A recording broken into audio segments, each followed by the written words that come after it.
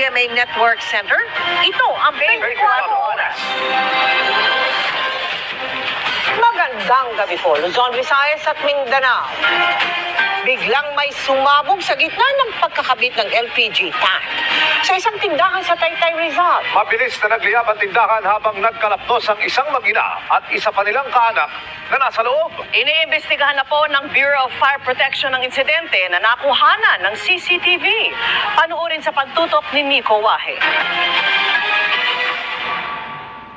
Tila may inaayos ang dalawang lalaking ito sa isang tindahan sa Barangay San Juan, Taytay, Rizal nang biglang may umusok at malakas na pagsabog.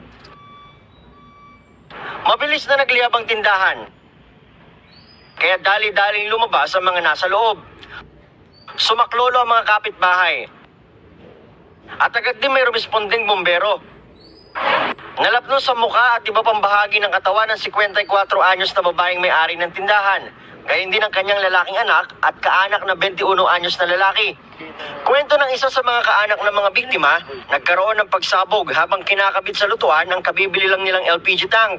Hindi po nila alam kung may leak kasi talagang malakas yung yung lumabas na mga gas. May mga katabi pong na nagluluto din mga buhay na yung apoy. Tas nung sumirit, kabibili lang po talaga kaya sobrang lakas ng pagsabog kasi sobrang dami ng laman ng Patuloy na inoobserbahan ng mga biktima sa East Avenue Medical Center sa Quezon City at humihingi ng tulong ang mga biktima sa pagpapagamot nila.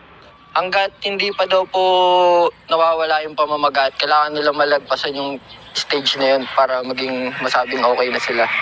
Kasi namamaga pa rin daw talaga yung mga organs nila. Patuloy namang iniimbestigahan ng BFP Taytay ang insidente. Sabay paalala na mag-ingat sa pagkabit ng mga tangke ng LPG. Siguraduhin po natin nakapatayin muna po lahat para masiguro po natin yung kaligtasan po natin. Pag nagkakabit po tayo, nagbabaklas po tayo ng ating mga LPG tank, siguraduhin nga po natin walang magiging source po ng ignition. Kung may pagsabog naman at pagliyab, may ilang maaaring gamitin para mas mapabilis ang pag-apula. Pwede po natin gumamit ng soft drinks. Kasi po pressurized, then carbonated po siya. Pag inalog nyo po yun, makakapatay din po siya ng apoy. Ang ginamit ng bumbero nakatira lang sa lugar kaya nakaresponde agad, tubig na may halong dishwashing liquid.